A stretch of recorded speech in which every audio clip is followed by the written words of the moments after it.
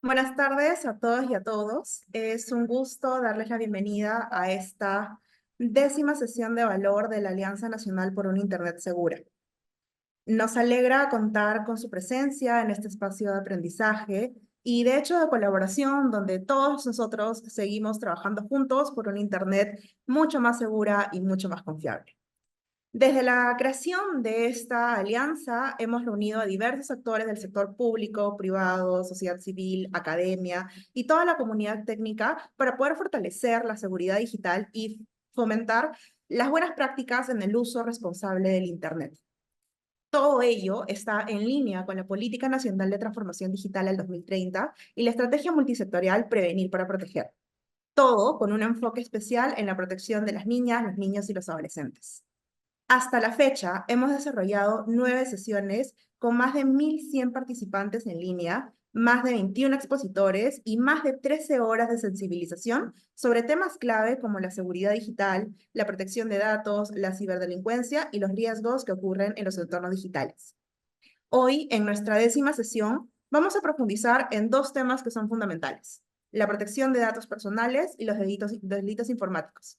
Para ello, vamos a contar con 3 destacadas expositoras que nos van a ayudar a entender mejor estos desafíos y cómo podemos enfrentarlos.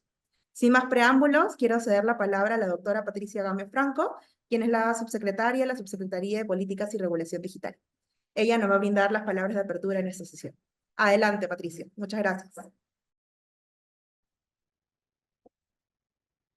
Muchas gracias.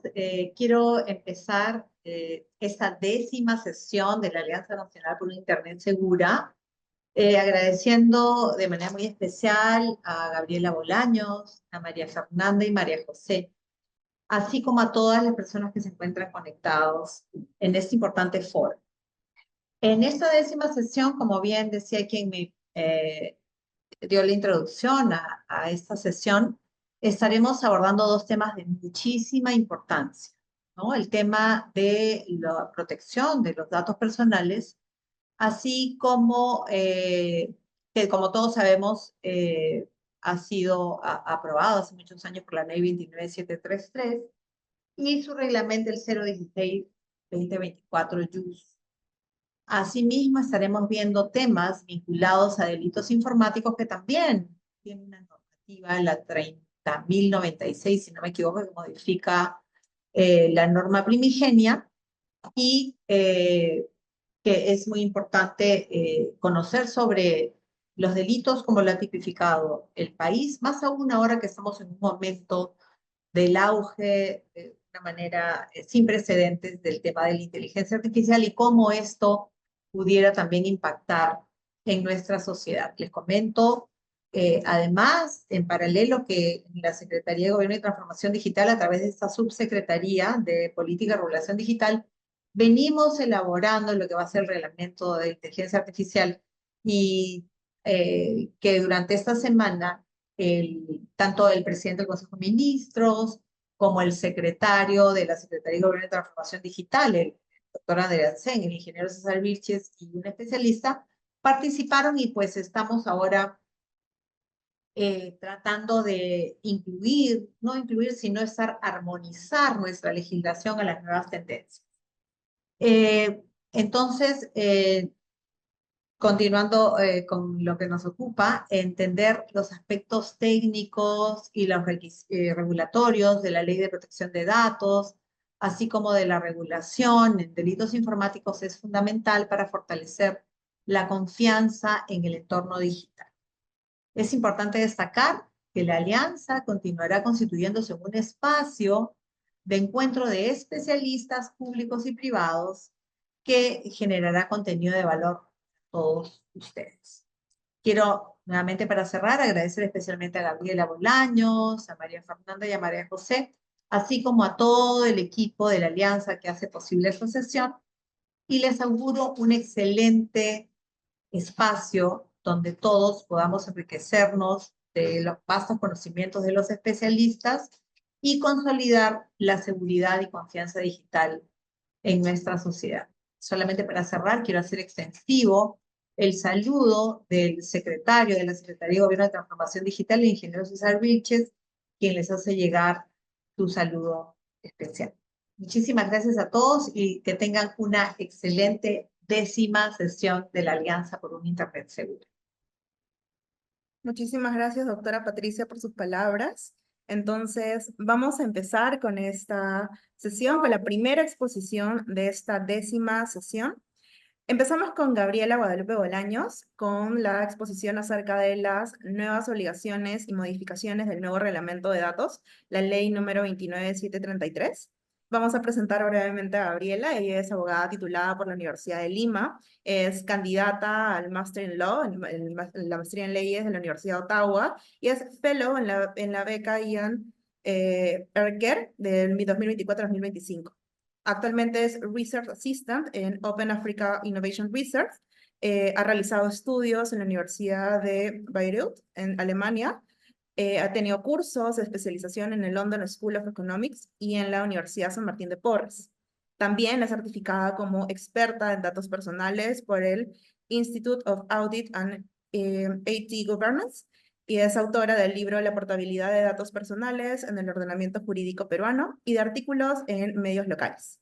Además, Gabriela ha contribuido en investigaciones para la CEPAL y cuenta con experiencia como asociada en el área de tecnología, medios y comunicaciones del Instituto CMS Grau, así como en otros estudios de abogados peruanos. Adelante, Gabriela, muchísimas gracias por estar aquí.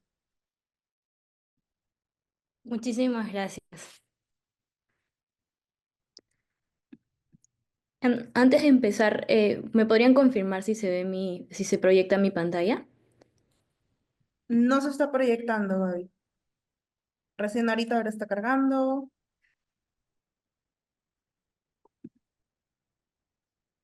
¿Se ve o todavía no? Está No, cargando, no, creo. está cargando, sí. Aún no se está viendo. Ahora, Ahora Ahora sí. sí. Falta el gracias. modo presentación nada más. A Se ve ver, como en la PPT completa. a ver. Ocultar panel de video.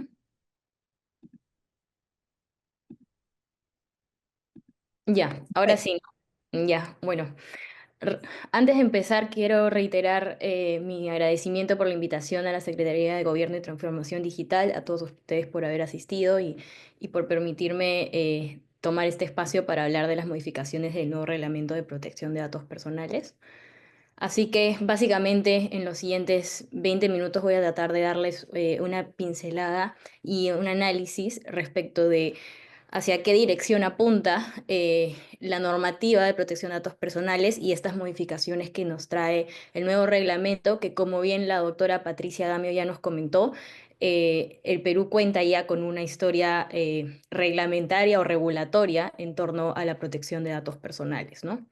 No es algo nuevo. Entonces, antes de empezar, quiero comentarles que la protección de datos personales se enmarca dentro de los tres ámbitos del marco de confianza digital.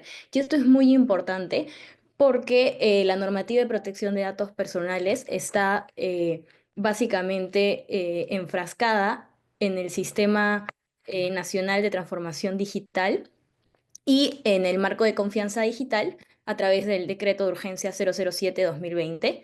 Y bueno, un poco para comentarles respecto a este sistema, no voy a entrar a fondo, básicamente es un sistema que articula tanto al sector público, privado, la sociedad civil y la academia y los ciudadanos. Es decir, todos somos parte de este sistema y está pensado para que la protección de datos personales también interactúe con los otros ámbitos, como son la seguridad digital, que dependiendo de los entes reguladores, en cada normativa sectorial podrán tener mayor presencia y además que lo lidera a través de las distintas materias de transformación digital, la Secretaría de Gobierno y Transformación Digital, que es el ente rector de este sistema que les vengo comentando.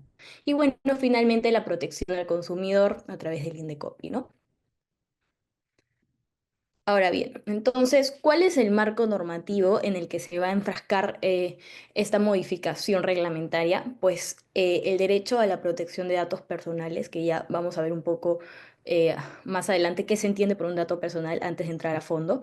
Es un derecho constitucionalmente reconocido, se reconoció en vía jurisprudencial a través de un habeas data, nuestro Tribunal Constitucional. Sin embargo, fue vía interpretativa porque este derecho ya estaba contemplado en el artículo 2.6 de nuestra Constitución Política. Además, contamos, como bien lo comentó la doctora, con la ley 29733 del año 2011, un decreto supremo que era el reglamento anterior, que ahora está siendo actualizado por este nuevo decreto supremo que es el 016-2024-Justicia, y además el ente rector, que es la Dirección General de Transparencia, Acceso a la Información Pública y Protección de Datos Personales, también emite directivas vinculantes y otras orientativas con respecto a la protección de datos personales. Ahora, antes de empezar, los conceptos clave que les había prometido, ¿no? ¿Qué es un dato personal? Un dato personal es básicamente cualquier información sobre una persona natural que la va a identificar o que la hace identificable a través de medios razonablemente utilizados, ¿no? Básicamente, para no ahondar mucho en este tema, esto se suele definir a través de dos vías. Un identificador directo o indirecto, ¿no? Por ejemplo, un número telefónico o mi nombre o mi número de DNI es un identificador directo, pero hay veces en las cuales el contenido de un archivo, de repente por la relación o el contexto, te va a poder ayudar a identificar de manera indirecta a una persona. Entonces, este marco protege esto, ¿no? Y protege básicamente cualquier tratamiento, es decir, cualquier acción en todo el ciclo de vida del dato, es decir, desde su generación, desde su recopilación, hasta finalmente la etapa final que podría ser la eliminación, bloqueo o supresión de la información. Además, se conoce la figura del responsable del tratamiento, que valga por su nombre, es el responsable de llevar la acción, y sus encargados o subencargados, que normalmente suele ser lo que nosotros denominamos el típico outsourcing, ¿no? A veces tenemos empresas que tercerizamos servicios por vía contractual, eso sería el encargado de tratamiento. Y también tomar en cuenta que esta ley aplica indistintamente al sector público como privado. Y bueno, finalmente el titular del dato personal, que es la persona natural a la cual responden o identifican esos datos personales, la cual además está protegida a través de este marco con una serie de obligaciones en cabeza de responsable y sus encargados, pero también a través de unos derechos que son los que se llaman los derechos ARCO, que es acceso, rectificación, cancelación y oposición. Y bueno, gracias a este reglamento también ahora tenemos lo que se llama portabilidad de datos personales que vamos a ver más adelante, ¿no? Así que ahora es más ARCOP y no solo ARCO. Ahora, rápidamente, el ámbito de aplicación, eh, esta es la entrada a la nueva modificación que está dando este reglamento, por eso estamos empezando por esta parte. Y es que el ámbito de aplicación ya no solamente es uno territorial, es decir, dentro del territorio nacional, sino también vamos a ver más adelante que ahora se está alcanzando a otras actividades o acciones o actividades dirigidas, como publicidad dirigida, cuando estén destinadas al territorio peruano. Es decir, se está ampliando el espectro de protección, considerando los medios digitales a la aplicación de esta normativa, ¿no? Y bueno, finalmente las excepciones, muy rápidamente, por ejemplo, cuando se tratan datos personales para la vida privada o familiar, por temas de defensa nacional o seguridad pública, por ejemplo, también materia penal para la investigación y represión del delito. Ahora, antes de entrar en detalle a todas las modificaciones, hay algo muy interesante y transversal que resaltar de este reglamento, que fue expresado por la autoridad en la exposición de motivos, y es que el ánimo o espíritu de este reglamento fue básicamente afrontar los avances de la tecnología y los riesgos del entorno digital, pero considerando una serie de principios, ¿no? Proporcionalidad, necesidad y legalidad. Por ende, este es un principio muy importante que se suele tener en cuenta al momento de regular tecnología a nivel internacional, y es que la regulación sea neutral tecnológica o temáticamente. ¿Qué se refiere con esto? Neutral es decir, evitar la discriminación a los medios tecnológicos frente al no uso de estos en cuanto a las obligaciones o cargas para usar, al tipo de tecnología que se esté utilizando, cual sea esta, y temáticamente se refiere al tipo de tratamiento que se realice, ¿no? Y bueno, con respecto a las actividades del tratamiento, ¿no? Y también, de repente, un dato político para tomar en cuenta es de que esta modificación se dio en el contexto del proceso de evaluación de nuestro país adhesión a la OCDE, ¿no? Entonces, recoge no solamente recomendaciones en materia nacional de distintos stakeholders o actores, sino también internacionales, ¿no? Es muy importante. Ahora bien, como les decía, la primera gran modificación fue el ámbito de aplicación extraterritorial.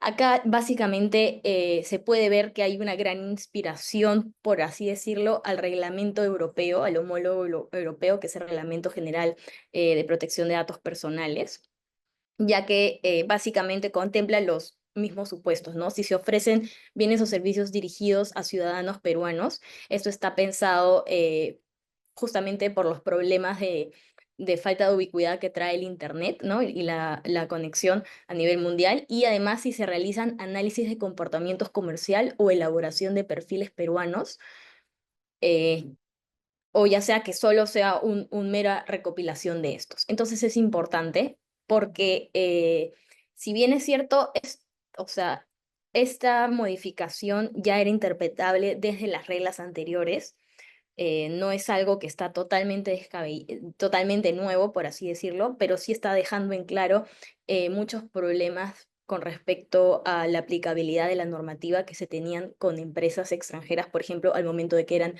auditadas, ¿no? Un caso entre ellos las plataformas digitales, las redes sociales, ¿no? El caso Facebook, por ejemplo, ¿no? Si se configuraba o no el ámbito de aplicación de extraterritorialidad. Nuestra autoridad, por ejemplo, inició investigaciones de oficio a la plataforma Facebook luego de que se hizo masivo el escándalo de Cambridge Analytica. Y bueno, a través de los años esto culminó en un procedimiento administrativo sancionador, ¿no? Y bueno, para el caso de estas empresas extranjeras que direccionen bienes o servicios o análisis de comportamiento, tienen que designar un representante legal en el Perú para garantizar justamente el cumplimiento de la normativa, ¿no? Y evitar estos problemas que les comentaba, ¿no? De no poder compeler o requerir el cumplimiento o fiscalizar el cumplimiento de estas obligaciones. Ahora, después también hay una serie de modificaciones conceptuales en el artículo 3, que son modificaciones que en verdad ya se venían también aplicando de facto, por así decirlo, en vía jurisprudencial, a través de opiniones vinculantes de la autoridad, y que además están muy alineados a lo que muchas otras entidades o homólogos a nivel internacional definen, ¿no?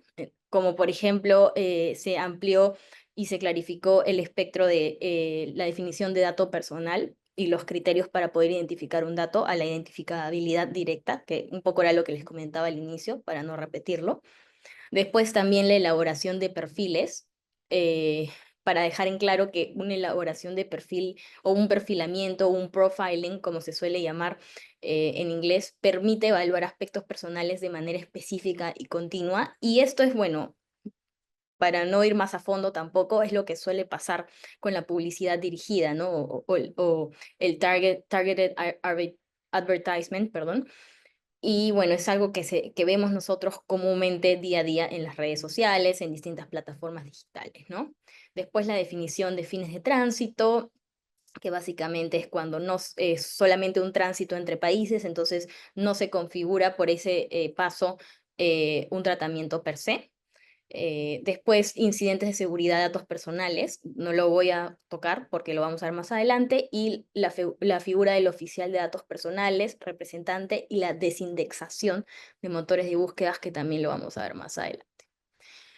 Ahora, ¿cuáles son los grandes nuevos derechos o modificación o fortalecimiento de estos? La oposición y desindexación. Básicamente, en el reglamento europeo, a raíz de un caso muy famoso que es el de Mario Costeja, se reconoció el derecho al olvido, que básicamente era la desindexación, es decir, que se desvinculara el nombre de cierta información en medios periodísticos a través de motores de búsquedas.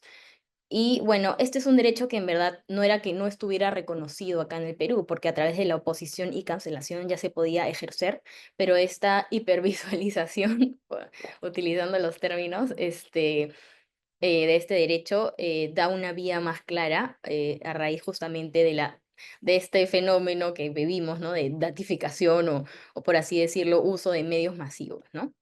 Entonces, básicamente se está esclareciendo una vía que ya existía para el ejercicio de este derecho, ¿no? Lo mismo con el derecho al tratamiento objetivo, que es este tercero, ya que es un derecho que ya existía, pero que la autoridad está especificando un poco más o fortaleciendo un poco más justamente a raíz de estos problemas, ¿no? ¿Qué es lo que busca proteger este derecho para decirlo de manera clara? Es básicamente la discriminación o cualquier otra afectación significativa ante la toma de decisiones basadas en aspectos personales sin intervención humana. Entonces, esto permite objetarlo, ¿no? Y no ser sujeto a una toma de decisiones sin que haya una intervención humana o desear hacerlo así. Se complementa también con el derecho a información porque permite poder verificar los supuestos y poder contradecirlo, ¿no? Ahora, hay excepciones a este derecho que, que por ejemplo, es el medio el consentimiento u otra de las excepciones legales, como podría ser en el marco de una relación contractual, ¿no? Y bueno, finalmente el derecho a la portabilidad, que también es un derecho que tiene un antecedente en el derecho de acceso, porque la portabilidad básicamente es un derecho que va a permitir a los usuarios o a los ciudadanos que cuando se traten los datos personales en medios digitales, se pueda acceder a la información en formatos, o sea, y se reciban en formatos que sean reutilizables. Y esto es importante porque busca de alguna manera fortalecer o dar mecanismos de control sobre la información de los ciudadanos peruanos, ¿no? Entonces, se está regularizando un poco cuál es el formato que tiene que tener, sino que sea un estructurado de uso común, abierto y lectura mecánica, ¿no? Para garantizar la reutilización directa. Ahora, no voy a entrar más a fondo a este derecho, pero básicamente aplica al sector privado y se busca que hayan dos vías, ¿no? Obtener para sí mismo o que se pueda transmitir de manera directa, sin dilaciones, cuando sea técnicamente posible. Ahora, se necesitan más debates en cuanto a consensos y estandarización para que justamente se pueda dar esa transferencia directa, ¿no? Y acá unos ejemplos de la portabilidad, por ejemplo, es algo que algunas plataformas ya han implementado. Es algo que en verdad también viene por inspiración europea entre plataformas digitales y busca afrontar algunos temas de concentración de mercados y demás. No quiero ahondar a fondo porque voy a tomar más minutos. Y también lo vemos en el sector salud, por ejemplo. Las historias clínicas son un ejemplo de ello. Ahora también es un concepto que se asocia mucho a la interoperabilidad, porque la interoperabilidad suele asociarse un poco a la infraestructura, a las condiciones para que justamente uno pueda portar, llevar su información de un lugar a otro, ¿no? Entonces, a veces se necesita esa infraestructura como base. Ahora, otra modificación importante es con respecto al consentimiento y al deber de informar, ¿no? Se están agregando nuevas condiciones a informar. Ahora van a haber 10 requisitos, es decir, se están sumando unos nuevos a los requisitos anteriores. Antes se tenía que informar, por ejemplo, la duración del tratamiento, eh, el- el- el- la existencia o no de transferencias y indicando el nombre legal y el domicilio del receptor de los datos, las finalidades del tratamiento, el carácter facultativo o no de las respuestas que se le hagan en un cuestionario, y entre otros requisitos, y se están sumando estos dos que es la existencia de decisiones automatizadas, la elaboración de perfiles y sus consecuencias. Vemos que este tema de decisiones automatizadas y elaboración de perfiles se va repitiendo mucho en varias otras obligaciones de reglamento.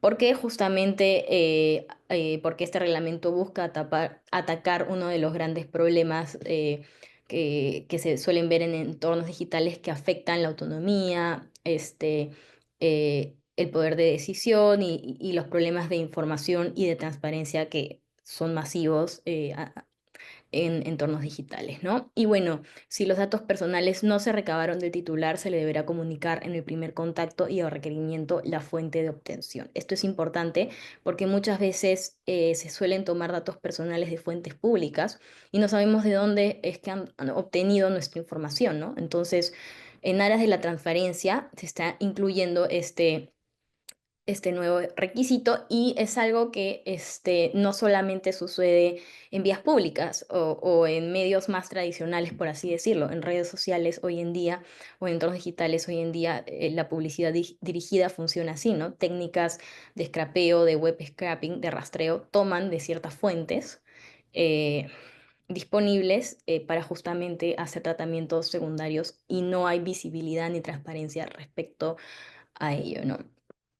Ahora, otro requisito es que es algo que ya se venía aplicando en vía jurisprudencial, por así decirlo, en los procedimientos al momento de fiscalizar, es que el consentimiento para cada finalidad debe ser expreso y por separado. Es lo que se conoce el consentimiento por bloque, ¿no? Si, por ejemplo, yo voy a tratar tus datos personales para una, dos, tres y cuatro finalidades, estas cuatro finalidades son distintas y no debo pedirte un solo consentimiento, sino que debo de darte la posibilidad de que en ese consentimiento tú me digas cuál de esas cuatro finalidades eh, son las que quieres consentir o cuáles no. Ahora, no voy a hablar seguidos los nuevos principios, que son el de transparencia y responsabilidad proactiva, porque ya María Fernanda les va a hablar al respecto, así que estén atentos a la siguiente ponencia. Después, una de las grandes modificaciones son las medidas de seguridad. Básicamente se está fortaleciendo este capítulo de medidas de seguridad para el tratamiento de datos personales. Hay muchas medidas que ya estaban especificadas, como por ejemplo el contar con un documento de seguridad donde se especifiquen de manera detallada todas las obligaciones que están, quiénes son los responsables, qué controles de accesos cuenta la organización y de autenticación y asignación de privilegios, también el tema del backup, ¿no?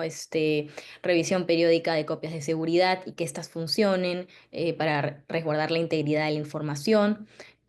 También que se tenga un registro de interacciones con datos y medidas para evitar la reproducción no autorizada de la información. Eh, También, si se hacen transferencias, solo con la autorización del titular y las medidas de seguridad en la transferencia, como por ejemplo el cifrado, ¿no? HTTP o HTTPS. Después, para el almacenamiento y traslado de documentación, cuando es en físicos, por ejemplo, también hay que tener medidas para ello, para evitar accesos no autorizados o la alteración durante el traslado. Y también algo que se está agregando es la fecha cierta, ¿no? Es algo muy importante que creo que también les va a hablar María Fernanda, así que no voy a incidir en eso. Y otra obligación, bueno, no es una obligación, pero se está incluyendo la definición de evaluación de impacto facultativa en casos que involucren datos sensibles, grandes volúmenes de información o personas vulnerables, ¿no? Y no hay una especificación clara de cómo se puede realizar, pero se remite justamente a la norma técnica que es la ISO 27001 y las demás ISOs de esa familia. Y eso es importante. Ahora, la evaluación de impacto ya era una definición que incluso la podíamos ver en la Directiva de Seguridad de hace varios años, que me parece que es de 2014 de la autoridad, pero esa Directiva de Seguridad es una directiva que no era vinculante, pero vemos que es una herramienta, por así decirlo, que se da desde el inicio y acompaña de manera preventiva y acompaña durante todo el ciclo del tratamiento de los datos personales que ha venido evolucionando, ¿no? es una muy buena práctica que se daba en otros, en otros países y que también se ha implementado acá, ¿no? Entonces se recoge ese estándar internacional. Y antes de entrar en el reporte de incidentes de seguridad, quiero que tengan en cuenta dos definiciones, que es que no todo evento es un incidente, ¿no? Un evento es algo, una ocurrencia que compromete los niveles de riesgo, pero no afecta la operación y objetivos de un negocio. Por ejemplo, un perfil con accesos a áreas que no se debería tener. Hemos hablado ya de esta obligación, pero un incidente es un evento que sí va a afectar negativamente a la organización y a la información y que sí genera un daño, o en este caso una pérdida o corrupción de la información. Entonces, quédense con esa segunda definición porque hay una nueva obligación que es la de comunicar incidentes de seguridad de datos personales, y además esta obligación es una obligación que viene alineada a la normativa o a las provisiones que están en la normativa de transformación digital, ¿no? En el marco de seguridad y confianza digital que justamente lo brinda la Secretaría de Gobierno y Transformación Digital. Entonces, básicamente, si este incidente compromete datos personales, ya sea porque se exponen grandes volúmenes, afecta a un gran número de personas o se involucran datos sensibles, que básicamente es una categoría más chiquita de dato personal que afecta la intimidad de las personas, como datos familiares, aspectos de ingresos económicos, creencias religiosas, orientación sexual, entre otros, se tiene que comunicar a la autoridad en un plazo máximo de 48 horas. Y si esto se ocurre después, si se notifica después, tiene que justificarse y probarse, incluso si lograste resolver este incidente, ¿no? Ahora, ¿cómo voy a hacer ese reporte? Bueno, ese reporte tiene que tener la naturaleza del incidente, los tipos de datos afectados, el número de personas posiblemente impactadas y las medidas que estás adoptando y las consecuencias de ello. Ahora, tengo que notificar a los titulares de los datos personales también si es que si este incidente afecta a derechos de los titulares, y tendrá que ser dentro de este plazo de 48 horas. Y además, si este incidente ocurre dentro de un entorno digital, probablemente bajo la normativa de transformación digital, eh, se tenga que también notificar al Centro Nacional de Seguridad Digital. Ahora, esta notificación se tiene que hacer al amparo, me parece el artículo 9.4 del Decreto de Urgencia 007/2020. Y bueno, su reglamento, hasta donde tengo entendido, estaba todavía pendiente de emisión, así que más especificaciones se darán posteriormente, ¿no? Y básicamente el responsable a la interna tiene que documentar cualquier incidente, ¿no? Hechos, efectos y medidas adoptadas, y su encargado también, y además tiene la obligación de informarle inmediatamente sobre el incidente, ¿no? Para los que no tienen claro qué es el Centro Nacional de Seguridad Digital, bueno, este está manejado por la Secretaría de Gobierno y Transformación Digital y incorpora al CECIR Nacional, que es el equipo de respuesta ante incidentes de seguridad digital, que gestiona la respuesta y recuperación ante los mismos a nivel nacional. Entonces articula una serie de entidades, ¿no? Por ejemplo, el COCOFA, que es el Comando de las Fuerzas Conjuntas, las Fuerzas Armadas, la DINI, la Policía Nacional, ASBANC y bueno, la SGTD, ¿no? Y me parece que ya es posible reportar incidentes de seguridad digital a través de esta plataforma, ¿no?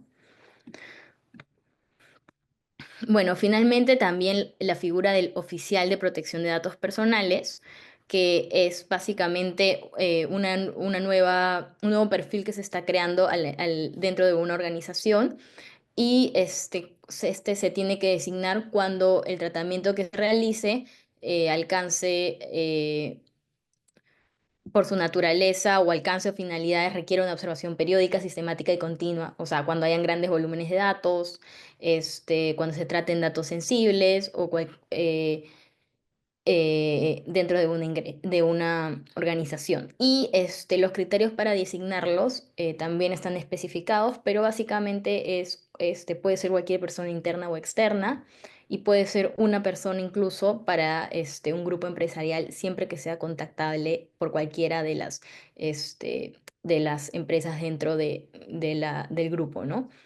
y sus funciones serán será ser un punto de enlace con la autoridad y se tiene que comunicar esta designación o cualquier cambio de su designación dentro de los 15 días hábiles y además tiene que estar publicado en un lugar visible para que nosotros, los consumidores, ciudadanos, podamos estar también enterados de ello.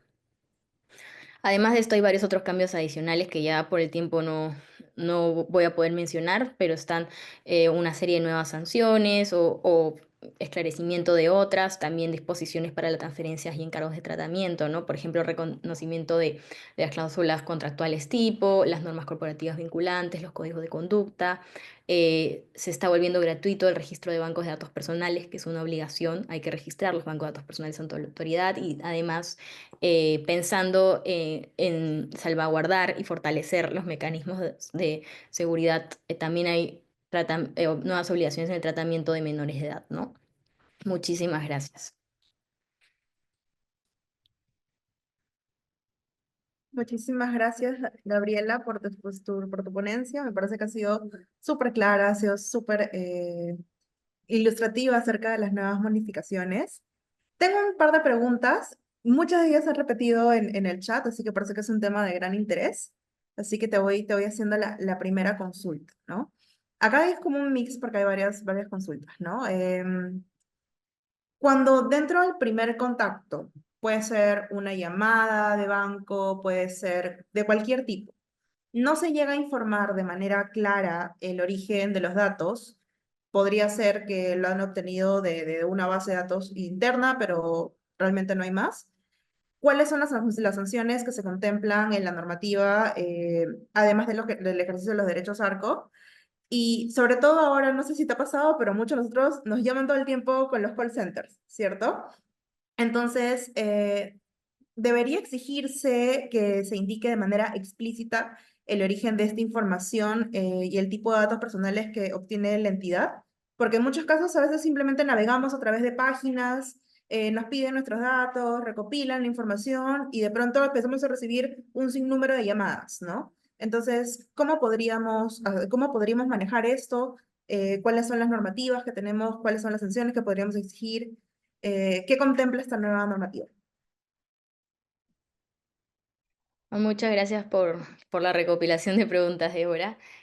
Bueno, de repente les voy a dar también un poco de trasfondo político en este tema que es el primer contacto y justamente las llamadas vía call center, ¿no? Esto es un tema que ha sido debatido varios años, tanto por la Autoridad de Datos Personales como por el Indecopi, y que incluso llegó a ser un proyecto de ley ante el Congreso que llegó a ser aprobado, subió autógrafa de ley, lo volvieron a bajar porque lo observó el Ejecutivo y volvió a subir. Ha sido en verdad un tema en el que lo que ha faltado es claridad, pero desde la perspectiva de datos personales, te comento, nosotros contábamos con una ley anti-spam, que es una ley antigua, pero que salió una opinión de la Autoridad de Datos Personales no vinculante, donde que decía que esta ley había quedado derogada tácitamente ante la promulgación de la Ley de Protección de Datos Personales. ¿Y por qué? Porque en principio, en verdad, la ley o el marco de protección de datos personales lo que te dice es que uno no puede tratar datos personales sin contar con el consentimiento, salvo que estés dentro de una de las excepciones del artículo 14, ¿no? Entonces, las excepciones del artículo 14 son taxativas y si aplica una de las excepciones del artículo 14, igual tengo el deber de informarte de que estoy tratando tus datos personales. Entonces, verdaderamente yo les hablaba que se ha fortalecido los requisitos en el deber de informar dentro del consentimiento, pero esto era algo que ya se sabía que se tenía que hacer. Simplemente la autoridad te está dejando algo explícito que ya estaba contemplado, ¿no?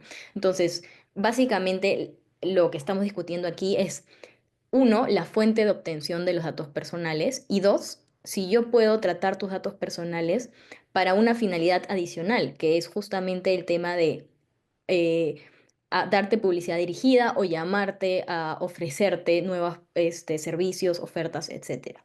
Pues lo cierto es de que el ofrecimiento de publicidad, servicios, etcétera, es una finalidad adicional que en la mayoría de casos eh, requiere consentimiento. Entonces, básicamente, yo puedo haber obtenido los datos personales de una fuente pública, porque también hay criterios para saber cuándo estamos o no ante una fuente pública de acceso público. No cualquier medio califica como una fuente de acceso público y por ende no estaría dentro de una de las excepciones al consentimiento. Pero además, si estuviéramos frente a una fuente de acceso público, el poder yo tratar tus datos personales y ofrecerte publicidad sí requiere el consentimiento. Entonces, básicamente, o sea, en la práctica lo que hacen call centers de llamarte y no pedir tu consentimiento antes está mal. Y si tú me contactas, y yo no te otorgo mi consentimiento, sí hay un deber expreso de eliminar los datos personales, porque si no se está configurando un tratamiento fraudulento. Entonces ahí en verdad hay muchos temas a considerar. Uno, la fuente de obtención, si es una fuente ilícita o no, si es fraudulenta, eso es una infracción per se. De ahí queda ante qué tipo de datos estamos, ¿no? Si son datos per se o son datos sensibles. Si los datos son sensibles, también se podría estar configurando otra infracción. Y además tratar los datos personales sin el consentimiento debido, ¿no? Entonces, como ves, hay una serie de infracciones involucradas. Mencionaste durante la exposición, y de hecho ahorita también, que hay especial énfasis en cuanto al consentimiento, ¿sí?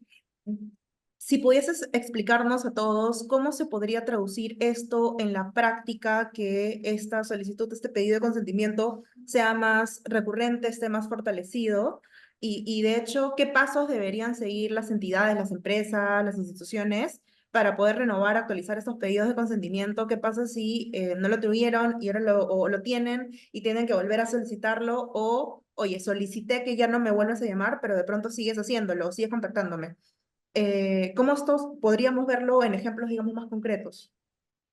Sí, bueno, mira, antes que nada me resuena un poco de lo que me vas diciendo, que es importante tener en cuenta, es que un consentimiento, cualquier tratamiento de datos personales, sea que hay, hay consentimiento o solo se tiene que informar, tiene una duración.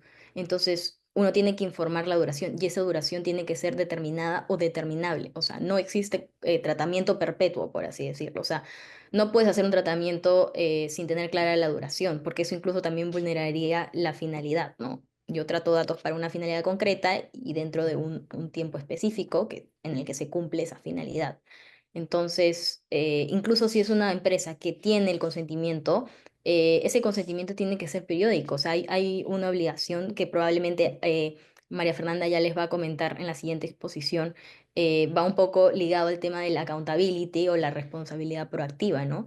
Este reglamento busca que justamente con este principio fortalecer la carga de la prueba, ¿no? Porque el artículo 28 de la ley te da una serie de obligaciones, que son varias, y yo tengo que estar en la capacidad de probar que he cumplido uno a una. ¿Por qué? Porque en la práctica a veces la autoridad venía, te fiscalizaba, pero claro, no era claro si verdaderamente estabas cumpliendo o no con la obligación. Entonces se perdía un tiempo o se dilataba el proceso de probar si cumplía o no, porque lo cierto es que en la práctica no se estaba cumpliendo de manera clara, transparente, y entonces se generaban esas situaciones de incertidumbre que redundan en desprotecciones a los consumidores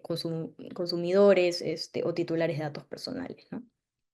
Gracias, Gabriela. Y una última pregunta antes de pasar a la siguiente ponencia. Ya más a manera de reflexión, ¿no? Sabemos que los entornos digitales son cada vez más dinámicos. ¿De qué manera nosotros como entidades públicas, como empresas, no sé, podríamos empezar a lograr una especie de equilibrio entre impulsar la innovación que va a requerir, pues, tener contacto con las personas y demás, y garantizar también la protección de los datos personales de ellas, ¿no? Entonces, ¿en qué momento podríamos empezar a establecer este equilibrio? La mejor manera de, ok, estamos tomando información, pero también hay ciertas responsabilidades. Mira, esa es una pregunta muy interesante que incluso no tiene una respuesta per se. O sea, cuando uno empieza a leer literatura al respecto, te das cuenta que hasta hay filósofos y, bueno, profesionales de muchos otros campos al respecto. Y lo cierto es que también para darte una respuesta así directa, es que hay una serie de herramientas que hoy en día prevén los marcos de protección de datos personales a nivel internacional, y el Perú no es ajeno a ello, ¿no? Por ejemplo, lo hemos hablado de la evaluación de impacto, es algo que se tiene que dar desde el momento cero, ¿no? Desde antes de la recopilación de los datos personales o del inicio del tratamiento, para uno justamente poder identificar. Ahora, cuando uno hace una auditoría de datos personales, y esto también es importante tenerlo en cuenta, uno tiene que hacer todo el traqueo de cuál es el ciclo de vida del dato y del tratamiento en sí, porque eso te va a permitir identificar cuáles son los actores involucrados, por ejemplo, las áreas al internado de una organización o a la externa también, ¿no? A qué a qué entidades están transfiriendo datos, de quiénes y por qué finalidades, por qué plazos, por qué obligaciones contractuales, etcétera, etcétera. Y con ello uno va a poder hacer una debida alocación o atribución de cuáles son las obligaciones para cada área o para cada situación en específica. Eso normalmente lo suelen hacer a través de asistencia legal, a través de auditorías, pero también eso es un trabajo que tiene tres vías, ¿no? O sea, tiene el componente legal, pero también tiene el componente operativo y el componente técnico, que normalmente también se suele dar la asignación de controles, por ejemplo, a través de especialistas de seguridad de la información. Es un trabajo conjunto, ¿no? Por darte una respuesta concreta. Muchísimas gracias, Gabriela. Gracias por el tiempo que te has tomado para acompañarnos el día de hoy. Gracias por responder las consultas. Pues te invitamos a que continúes pues para que podamos empezar con nuestra siguiente ponencia. Sí, vamos a invitar a la siguiente ponente, que es María Fernanda Vila Olivos. Ella nos va a hablar acerca del principio de responsabilidad proactiva y política de privacidad proactiva de la Ley 29733. Voy a presentar brevemente a María Fernanda. Ella es abogada de la Universidad de Lima, con especialización en Derecho Corporativo por la misma Casa de Estudios y en Datos Personales y Tecnología por la Universidad de Harvard. Su práctica está centrada en la asesoría a empresas locales y extranjeras, apoyándolas desde el inicio de operaciones en el Perú en rondas de inversión, asesoría societaria y contractual. Además, ella brinda asesoría vinculada a la protección de datos personales y el cumplimiento regulatorio de cara a la protección del consumidor. Vamos a tener un complemento a lo que nos ha venido comentando Gabriela. Justamente ella hablaba de que María Fernanda iba a hablarnos de la contabilidad, así que estamos ansiosos por escucharte, María Fernanda. Adelante. Gracias por estar aquí. ¿Qué tal? ¿Cómo están? Muchas gracias a la Secretaría de Gobierno de Transformación Digital de la Presidencia y Consejo de Ministros por la invitación.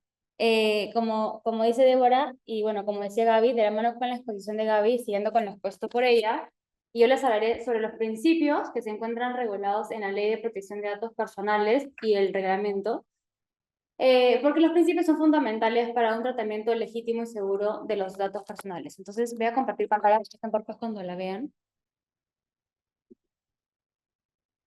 A ver.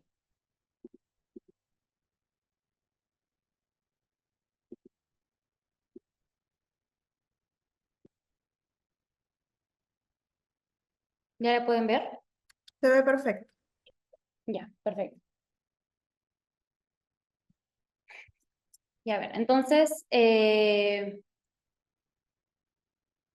ver, ya. Entonces, a ver, al igual que la exposición de Gabriela, el marco normativo de mi exposición también está regulado por la Constitución Política del Perú, que regula el derecho a la privacidad, la Ley de Protección de Datos Personales, que es la Ley 29733, y el Reglamento de la Ley de Protección de Datos Personales, que se publicó en noviembre del año pasado y entra en vigencia en marzo de este año. El nuevo reglamento de protección de datos personales lo que busca es actualizar y fortalecer el marco normativo para garantizar la tutela de los derechos de los titulares de banco, de datos personales. Y en este caso se transita de un enfoque que confiaba en la conducta de los titulares de los bancos de datos y de los responsables del tratamiento a un enfoque que exige que se demuestre el efectivo cumplimiento de las prácticas para cumplir con la protección de los datos personales. O sea, requiere diligencia por parte de los titulares de los bancos de datos o de los responsables en este caso.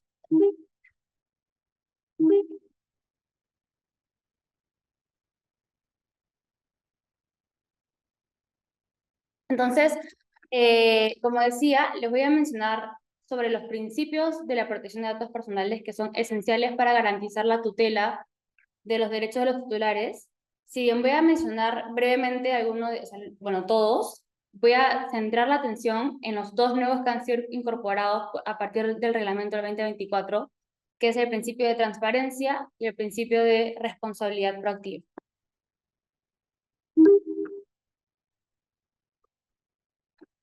Entonces, el primero es el principio de legalidad. Implica que el tratamiento de los datos personales se hace conforme a lo establecido en la ley y se prohíbe, por lo tanto, que la recopilación se haga a través de medios fraudulentos, desleales o ilícitos. Un ejemplo podría ser que una empresa solicita datos personales para un sorteo y lo hace mediante un formulario que indica claramente el propósito del sorteo y la recopilación de los datos y la respectiva normativa que aplica en este caso, ¿no? O sea, para el sorteo. El otro principio, que es el segundo, vendría a ser el principio de consentimiento. Como lo ha mencionado Gaby súper bien en su exposición, para tratar datos personales debe mediar el consentimiento del titular de los datos personales. Como por ejemplo una clínica que pide el consentimiento por escrito al paciente antes de compartir su historial médico con la aseguradora. Y como indicó Gaby, el consentimiento tiene que ser libre, expreso inequívoco, previo e informado. Libre porque implica que se otorgue sin que medie error, mala fe, violencia o dolo. Expreso e inequívoco, lo que implica que se otorgue manifestando las condiciones, bueno, que se otorgue sin que quepa duda de que efectivamente se quiere dar ese consentimiento. Previo, porque se tiene que, como decía Gaby, otorgar con anterioridad a la recopilación del tratamiento, salvo por el caso de primer contacto, e informado en cuanto a la finalidad del tratamiento.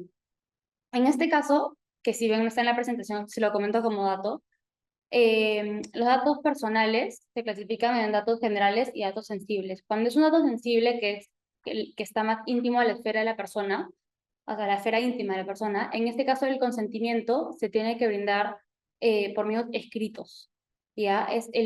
Cuando se tratan datos sensibles, se tiene que dar el consentimiento por medios escritos, que implica no necesariamente de manera manuscrita, pero lo que implica es una firma manuscrita o una firma digital o una firma electrónica. Es un requisito mayor a cuando se trata de cualquier otro tipo de datos, pero esto es respecto al consentimiento, ¿no? El consentimiento se tiene que expresar por medios escritos.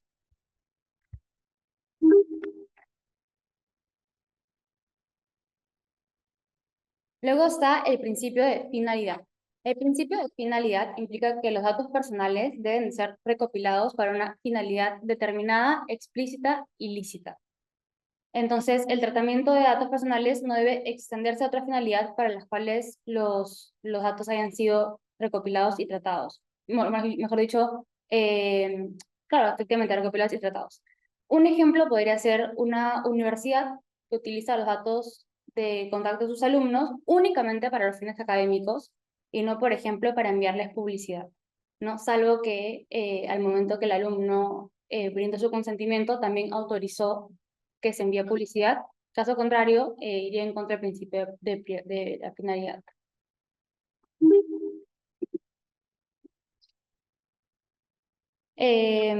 Luego está el principio de calidad. El principio de calidad implica que los datos que vayan a ser tratados deben de ser veraces, exactos, y en la medida de lo posible actualizados, necesarios, pertinentes y adecuados a la finalidad para las que fueron recopilados. En este caso, además que es súper importante, que es justamente lo que decía Gaby, que los datos no pueden ser almacenados de manera perpetua. De acuerdo al principio de calidad, los datos deben de conservarse de forma tal que garantice su seguridad y solo por el tiempo necesario para cumplir con la finalidad del tratamiento. Entonces, por ejemplo, una entidad bancaria que actualiza regularmente los datos de sus usuarios, de sus clientes, para evitar errores y garantizar la exactitud en las operaciones bancarias que pueda realizar. El siguiente principio es el principio de proporcionalidad, el que implica que el tratamiento de los datos personales debe de ser adecuado, relevante y no excesivo a la finalidad para la que estos fueron recopilados. Si una tienda, por ejemplo, en línea solicita solo el nombre, la dirección y el teléfono del cliente para realizar la compra, excelente. Ahí está, acorde al principio de proporcionalidad. Pero si, por ejemplo, además pide orientación sexual cuando no es necesario, o de repente número de hijos, o qué religión tiene esa persona, qué práctica religiosa, en este caso no estaría acorde con la proporcionalidad o con el principio de proporcionalidad porque no está acorde con la finalidad de la compra que se estaría haciendo, ¿no? Para requerir esta información. Además de este principio de seguridad, el principio de seguridad implica que el titular de banco de datos y el encargado de su tratamiento, el encargado del tratamiento de datos es eh, principalmente una empresa que se encarga, bueno, a ver, el titular del banco de datos le otorga los datos a un tercero, que es quien va a justamente tratar los datos por encargo de este titular de datos personales. Por ejemplo, un banco que le da el banco de datos a un call center para que este call center haga los servicios de cobranza, por ejemplo.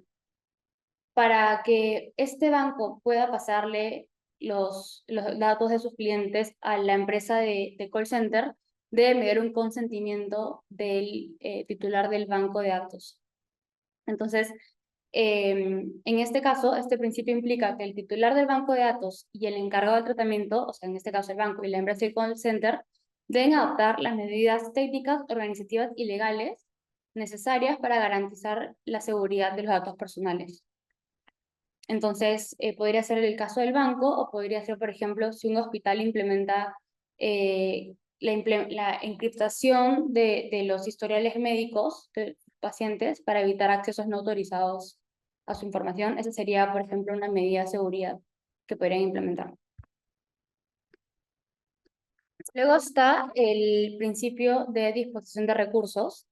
Este implica que el titular de datos personales, que vendríamos a ser todos nosotros, debemos contar con las vías administrativas o jurisdiccionales necesarias para poder reclamar y hacer valer nuestros derechos.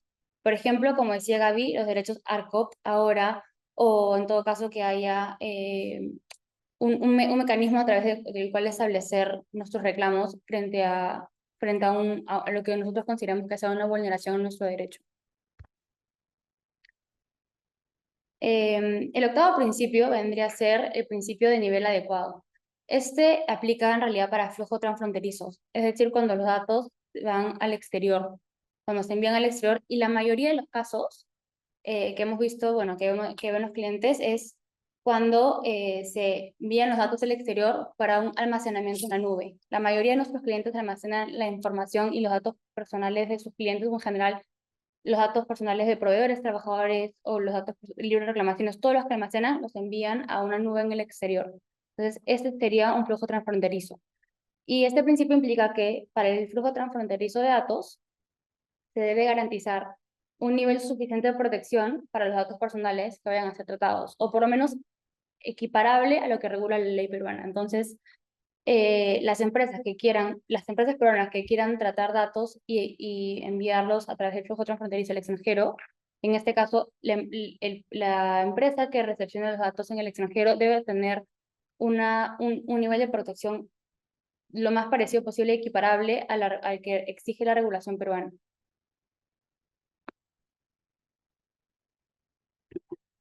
Y ahora sí llegamos a los dos principios que se han incorporado por el nuevo reglamento.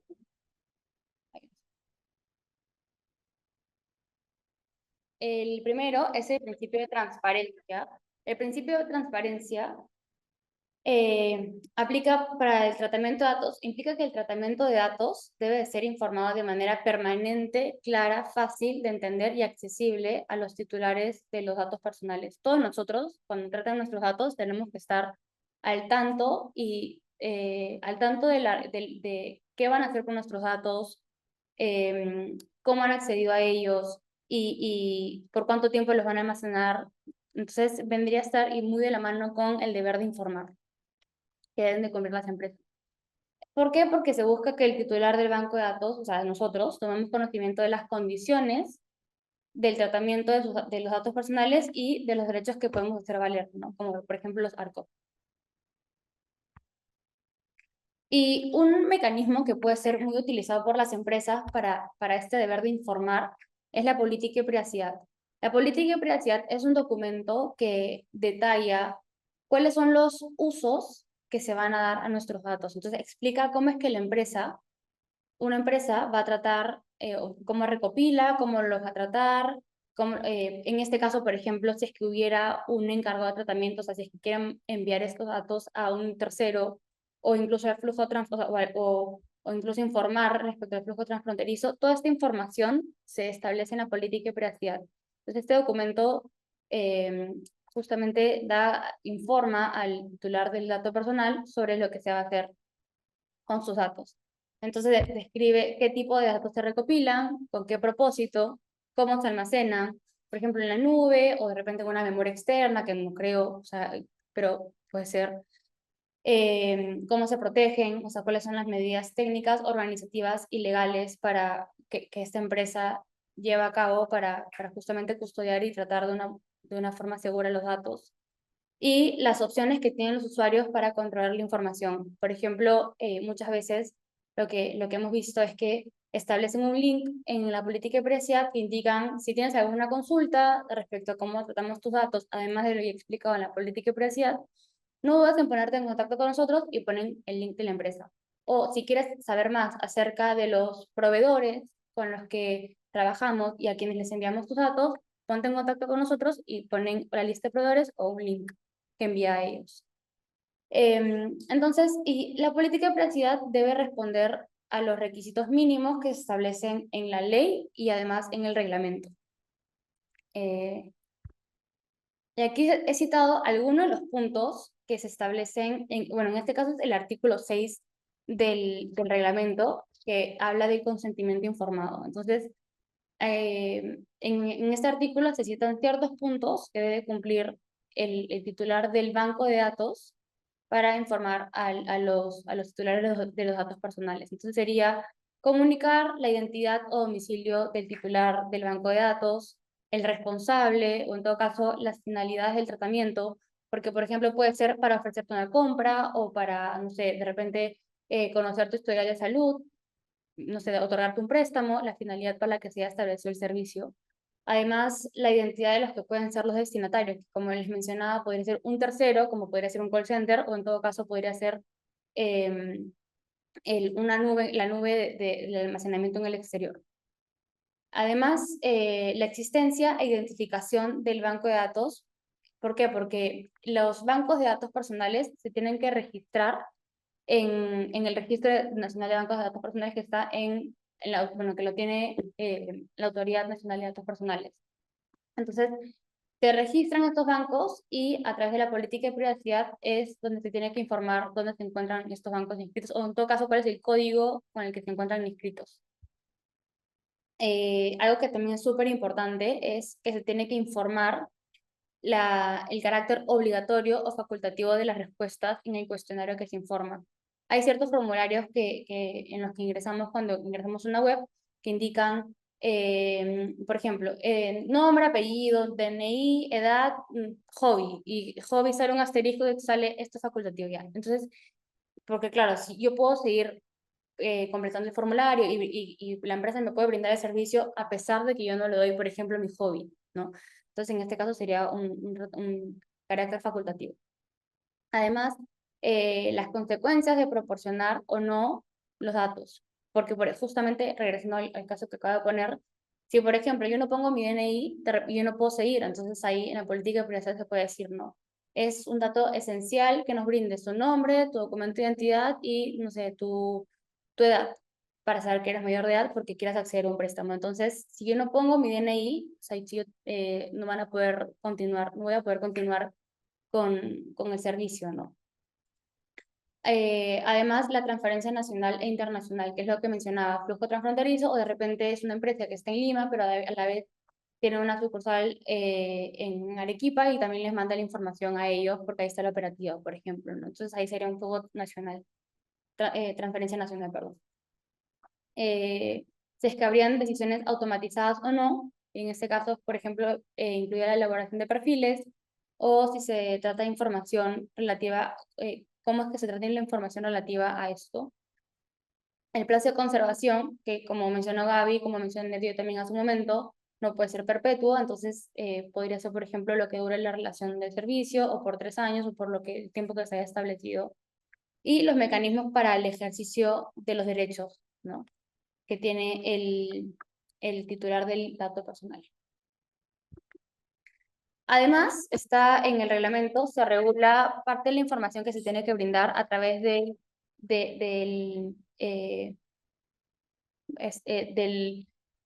artículo en el derecho en el principio de la transparencia. En este principio se regula que se tienen que indicar las condiciones del tratamiento de los datos personales y además qué derechos se pueden hacer valer. De hecho, en parte de la regulación, tanto en el reglamento como en la ley, hay cierta información cruzada, ¿no? O sea, que hay artículos que repiten cierta información que está en otro artículo, pero ahí se va complementando igual también en otros puntos. Por ejemplo, en el derecho de acceso que está en el reglamento, se habla de los datos o sea, se tiene que informar sobre los datos personales objeto del tratamiento, la forma en la que los datos fueron recopilados se tienen que informar también. O sea, por ejemplo, hemos recopilado tus datos a través de este formulario que estás llenando, o a través de la llamada o de WhatsApp que nos contactaste, entonces eso se tiene que informar. Y las razones que motivaron la recopilación, ¿no? Por ejemplo, la solicitud de quién, o en todo caso es, porque te vamos a brindar un servicio que tú has solicitado, ¿no? Por ejemplo.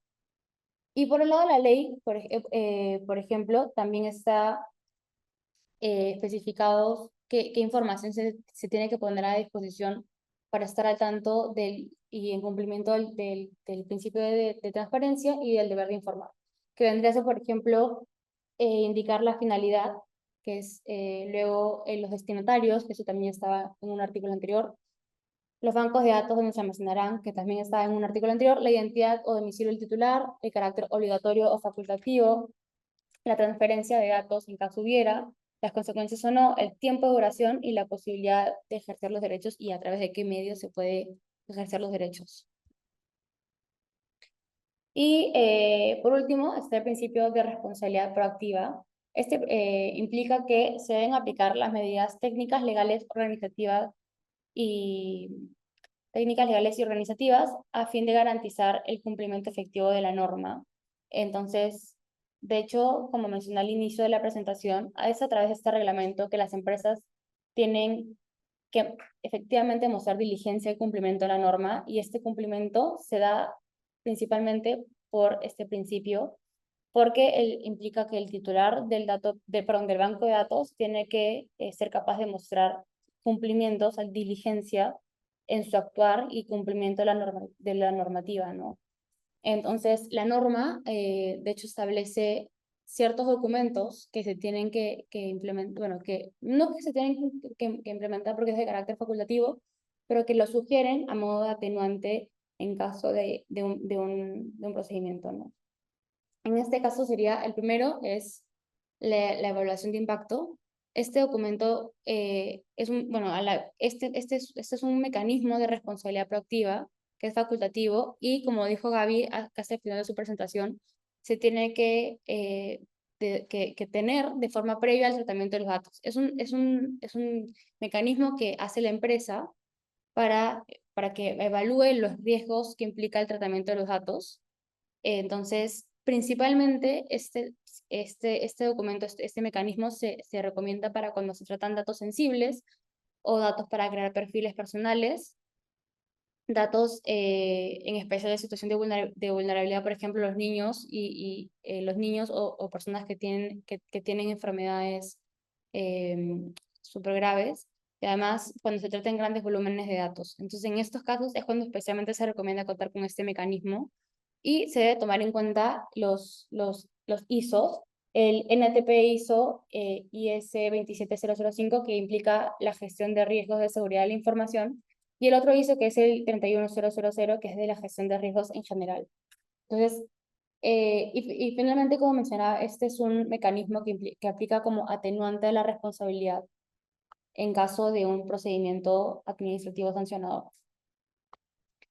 Y el otro mecanismo que está regulado en el nuevo reglamento, porque la evaluación de impacto también está regulada a partir del nuevo reglamento, este otro mecanismo es el código de conducta. El código de conducta es un mecanismo también de responsabilidad proactiva que es también voluntario. ya, pero permite demostrar el cumplimiento de las obligaciones de la ley y el reglamento, y como mencioné, también funciona como atenuante de responsabilidad en caso de encontrarse en un procedimiento. Este código de conducta tiene cierta información mínima que requiere el regulador. Y este vendría a ser, por ejemplo, el ámbito de aplicación, a quién aplica este código. O sea, la empresa tiene que implementar este código, pero tiene que detallar a quién aplica o qué actividades el código se refiere, las disposiciones para el cumplimiento de los principios de protección de datos personales, los procedimientos y formatos que se van a poner a disposición de los usuarios para que puedan ejercer sus derechos. La determinación de si es que hay transferencias nacionales o internacionales es como una guía interna, en realidad, este documento de cumplimiento, o sea, que acredita, oye, sabes que todas las ofertas que tu norma me estás pidiendo, yo los tengo aquí acreditados, porque también, por ejemplo, piden las acciones que fomentan, o sea, qué acciones tiene la empresa que fomentan por las que fomentan y difunden las políticas para la protección de los datos personales. Además, los mecanismos que aplican para mantener la confidencialidad de los datos o para supervisar que justamente estén en cumplimiento, o sea, que se garantice el cumplimiento del código de conducta, ¿no? Las cláusulas para la obtención del consentimiento, porque claro, así como nosotros, bueno, esta exposición la he enfocado más o sea, como para recomendarles o poniéndoles ejemplos de los usuarios que vendríamos a ser todos nosotros. Las empresas también tratan datos de proveedores o en todo caso de trabajadores, y en estos casos tienen que poner a disposición de ellos una cláusula de autorización de uso de datos, donde le digas, oye, tu trabajador me estás dando ciertos datos, entonces autorízame, por ejemplo, a hay empresas que tienen lector biométrico en la entrada. Entonces, todo eso tiene que ser informado a los trabajadores y tienen que obtener el consentimiento para esto, ¿no? Y en este caso, por ejemplo, como el lector biométrico requiere un dato sensible, sería un consentimiento por escrito, como mencioné hace un momento. Además, los formatos de las cláusulas para la contratación del encargado de tratamiento, que vendría a ser, en el caso que vi hace un momento, el banco y el call center. En este código de conducta se tendría que establecer qué cláusulas se establece en el contrato entre el banco y el call center para que justamente se explique que el encargado del tratamiento tiene que seguir los parámetros que el banco tiene para custodiar y para mantener seguros los datos personales. Y finalmente les quería mostrar este cuadro que es de la fiscalización y sanciones de la autoridad en los últimos años. Como pueden ver, la cantidad de entidades fiscalizadas ha aumentado muchísimo. Han pasado de 376 a 454 entidades fiscalizadas. Los procedimientos iniciados se han mantenido con el tiempo, casi por ahí. Y bueno, las multas impuestas sí han subido un montón. Pero en todo caso, Eduardo Luna, que es el director general de la Autoridad Nacional de Protección de Datos Personales, indica que el nuevo reglamento puede tener un impacto positivo en las entidades y en las empresas, porque es a través de los mecanismos que he mencionado, como el código de conducta y la evaluación de impacto, que son atenuantes, es a través de estos mecanismos que o sea, que tienen el efecto como un comodín de reducción de multas en caso de que haya un procedimiento, ¿no? Entonces, para Eduardo Luna, este nuevo reglamento es como favorece a las empresas en ese sentido, porque brinda estos mecanismos atenuantes de responsabilidad. Y bueno, con eso termino la presentación. Muchísimas gracias, María Fernanda, por la presentación. Me parece que ha sido bastante ilustrativo, ha sido de mucha ayuda. Ha habido muchísimas interacciones a través de los comentarios. Y bueno, voy a hacerte algunas consultas que por ahí han aparecido, ¿sí? Algunas recurrentes, otras las hemos juntado, ¿sí? Si una empresa, ¿sí? Usa servicios en la nube para almacenar datos personales, ¿bastaría que el proveedor pues cumpla con las normas de protección de datos personales? ¿O nosotros como quienes adquirimos los servicios deberíamos tomar medidas extra para garantizar la seguridad de esta información? Tú dices, si la empresa almacena los datos en la nube en el extranjero.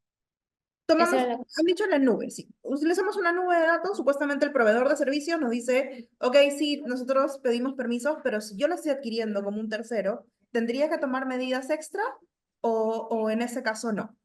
Bastaría Esa con el permiso que la nube tiene para ir recopilando esa información. Sí, de hecho, lo último, bastaría con que con el permiso que la nube tiene, confiando además que el proveedor, o sea, o sea, confiando que el proveedor está haciéndole seguimiento, que está cumpliendo el de la nube, las medidas técnicas y, bueno, organizativas y legales coherentes, ¿no? Para la custodia de los datos. Sí. Perfecto. Otra consulta que han hecho a través del chat es, considerando todas estas aplicaciones móviles que hay para las llamadas spam, que como el Truecaller, por ejemplo, ¿no? Que no me llamen o evitar. Sabemos que estos en su política de privacidad está el hecho de que estas aplicaciones pueden acceder a los contactos y los terminan compartiendo para vender la información y generando más llamadas spam, una especie de dominó. ¿Sí? En ese caso, nuestras agendas telefónicas se convertirían en datos personales y si es así, ¿cómo podríamos empezar a proteger esa información de nuestros contactos para poder evitar ese problema? Porque finalmente estas aplicaciones están tomando esa base de datos para generar algún tipo de rédito. Sí, a ver, un dato personal es un dato, como decía Gaby, que identifica o hace identificar a la persona. Yo creo que en este caso nuestro banco de llamadas sí podría ser un dato personal. En este caso, a ver, de lo que entiendo la pregunta es, yo estoy entrando a Truecaller y Truecaller me, o sea, en la política, por ejemplo, dice, oye, ¿sabes qué? Además yo voy a usar tus datos para compartirlos con terceras personas para que además te puedan llamar. Entonces, claro, una medida podría ser simplemente, o sea, sabiendo que estas páginas tratan así los datos, lo diligente sería no usar ese tipo de identificadores o sea, de llamadas, ¿no? Porque justamente los tratan vulnerando los derechos para el tratamiento de los datos personales, ¿no?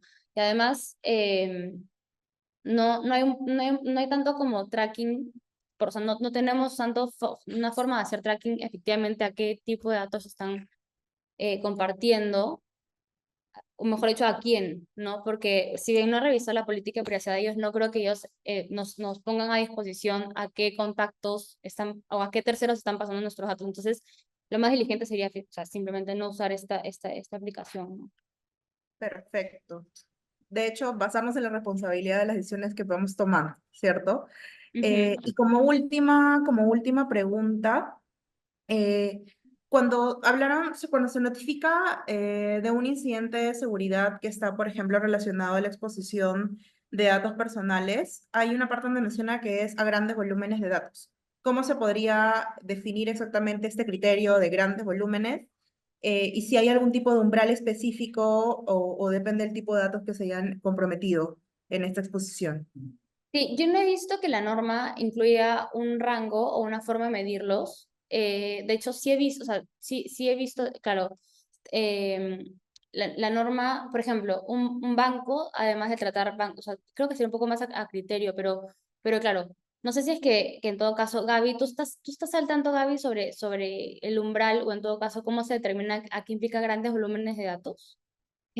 Sí, bueno, como tú dices, tal cual no es que haya una definición clara, pero por ejemplo, cuando acudíamos a esta directiva que es no vinculante, me parece que es 2014 de la autoridad, justamente esta directiva es útil porque te da una pauta para poder saber, depende a la cantidad de los datos personales tratados dentro de una organización y varios otros factores más, porque no es el único factor para medir el nivel de criticidad, pero uno de esos componentes es la cantidad de datos personales, ¿no? Entonces, si por ejemplo la primer componente era básico, que era, no sé, hasta 50, y también depende mucho cuántos titulares de datos personales son, ¿no? Porque, por ejemplo, si tienes mucha información, pero solamente de unos, no sé, pues 3 4 titulares de datos personales, verdaderamente, claro, habrá un impacto directo como que en la intimidad de una persona, pero no será un impacto masivo, ¿no?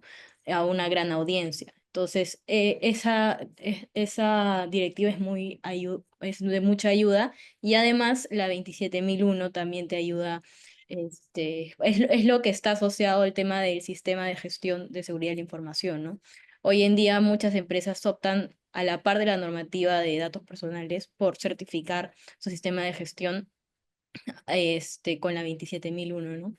Ahí también te da directrices más claras. Entonces, sí, por ahí, al momento de no tener en claro qué obligaciones implementar, siempre es bueno acudir a las normas técnicas, ya sean las ISO o otras, ¿no? Como de repente en Estados Unidos utilizan otro tipo de ISOs, ¿no? De normas técnicas. O también las peruanas, que son las normas técnicas vinculantes. Gracias, Gaby. Perfecto, muchísimas gracias María Fernanda, gracias Gabriela también por tu intervención, gracias por tu ponencia María Fernanda, me parece que ha sido súper clara, nos ha dado muchas luces y creo que ambas nos han apuntado a algo muy importante, ¿no? Finalmente, los datos personales tenemos que protegerlos y tenemos que ser responsables en cuanto al uso que brindamos, y no solo al uso, sino a quién lo otorgamos y ser fiscalizadores nosotros mismos de la información que nosotros brindamos. Vamos con nuestra tercera y última ponencia. Vamos a darle pase a María José Vázquez, quien nos va a hablar acerca de los ciberdelitos, la regulación, pues, y los casos de los mismos. Presento rápidamente a María José. Ella es abogada de la Universidad de Lima, con especialización en solución de controversias, también por la misma casa de estudios. Realizó una maestría en Derecho Penal y Procesal Penal en la Universidad Carlos III de Madrid y cuenta con diplomados de especialización en la Asociación Peruana de Ciencias Jurídicas y Conciliación. Además, María José cuenta con experiencia como asociada en el área de Derecho Penal en el estudio Paico y Panaquey y Abogados Asociados. Adelante, María José, con tu ponencia. Muchísimas gracias por estar aquí. Hola Débora, ¿qué tal? Buenas tardes y buenas tardes a todos los presentes. Primero que todo agradecer la invitación y también que me hayan dado este espacio para tratar el tema de los delitos informáticos, el cual hoy por hoy considero que es realmente importante en vista de que los avances tecnológicos han conllevado a que cada vez existan más denuncias al respecto y por tanto también que cada vez estemos más en riesgo de ser víctimas de esta clase de delitos. Voy a compartirles la pantalla a fin de poder que vean mi presentación. Débora, ¿me confirmas por favor si se ve? Se ve. Falta la presentación, el modo presentación, pero se ve la PPT. Perfecto. Sí, Ahora ya sí. está, ¿verdad? Sí. Ya, genial. Bueno, muchas gracias. Voy a comenzar la exposición acerca de los delitos informáticos. Para iniciar me gustaría mencionar que anteriormente, bueno, años atrás, los delitos más que todo se cometían en un espacio físico, para lo cual debía converger en un mismo lugar la víctima, el agresor, en un mismo tiempo, lugar y hora y fecha. Para esto, evidentemente, existían ciertos factores que convertían a una persona como una víctima potencial, por así decirlo. Es decir, si una persona se encontraba caminando noche de sola en un lugar desolado, sin cámaras y sin, no sé, cámaras de seguridad tampoco, evidentemente era más propensa o más susceptible a ser víctima de un delito de robo, por ejemplo, o algún otro delito. No obstante, con la aparición del Internet, del avance tecnológico que ha habido y también de hoy por hoy las redes sociales, aparecieron los llamados delitos informáticos. ¿Qué son los delitos informáticos? A grandes rasgos es cuando se comete un delito y tiene como instrumento principal la tecnología. Es decir, se cometen los delitos a través de los medios tecnológicos. Hoy por hoy casi todo se encuentra digitalizado, con lo cual la mayoría de trámites pueden y suelen realizarse de forma digital. Tanto las personas como las empresas prefieren hacerlo de forma digital a fin de evitar costos y además porque evidentemente es mucho más rápido. No obstante, el hecho de que también se realicen casi todos los trámites de forma digital lo que hace es que estemos más expuestos a ser víctimas de delitos informáticos. Por ello, es importante tomar en consideración y tener en cuenta de que si bien el Internet y los avances tecnológicos han dado muchos beneficios, evidentemente, para la sociedad y muchos avances, también existe con ello mayor riesgo a ser víctima de estas clases de delitos, por lo cual es importante aprender a identificar el riesgo y para poder prevenirlo. Con ello también es importante mencionar de que estas denuncias, como hemos mencionado, se han incrementado de forma exponencial en los últimos años. Por eso me gusta hacer alusión a este informe, que es el informe de la Defensoría del Pueblo, que se emitió en el año 2023. En este informe lo que se hace es un sondeo de las denuncias, o la cantidad de denuncias, el porcentaje de las denuncias que han habido desde el año 2018 hasta el año 2021. Así, en el año 2018 se menciona de que había un promedio de alrededor de 3.031 denuncias. Posteriormente, en el año 2019, este se incrementó a 7.814 denuncias, así en el año 2020 a 9.787 denuncias y por último en el año 2021 a 12.827 denuncias. Como se puede ver, desde el año 2018 hasta el año 2021 existió casi 4 veces más denuncias en un promedio. Y eso que estamos hablando del 2021. Ahora estamos en el 2025, por lo cual si existiera un sondeo del año 2024, tal vez se habría cuadruplicado desde el 2021 al 2024 también. Eso es importante para tener conciencia acerca de que evidentemente cada vez más personas son víctimas de los delitos cibernéticos, de los delitos informáticos y por tanto siempre estamos más expuestos a ser víctimas también. Y por eso hay que aprender a identificar los riesgos y prevenirlos. Para ello es importante conocer acerca de los delitos informáticos. Pero así como anteriormente hemos mencionado de que en el espacio físico existían víctimas potenciales, por ejemplo, si caminabas solo en un lugar desolado y definitivamente eras más susceptible a ser víctima del delito, en este caso de los delitos informáticos cabe preguntarse, ¿también existen víctimas potenciales? Es decir, si los delitos se cometen a distancia, ¿cómo el delincuente decide contra quién cometer el delito?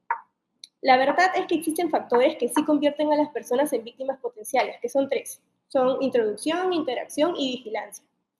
El primer factor que es introducción es la información que una persona introduce de sí misma en el ciberespacio. Es decir, tu información personal, la que tú decides ingresar. La interacción es qué tan visible tú te vuelves en el interespacio a partir de todo lo que interactúas en él. Y por último, el tercer factor es el de vigilancia, y es cómo te proteges en el ciberespacio. Es decir, si tienes una red social, la tienes con cuenta privada, la tienes con cuenta pública, o si tienes una computadora, le has incorporado algún tipo de antivirus.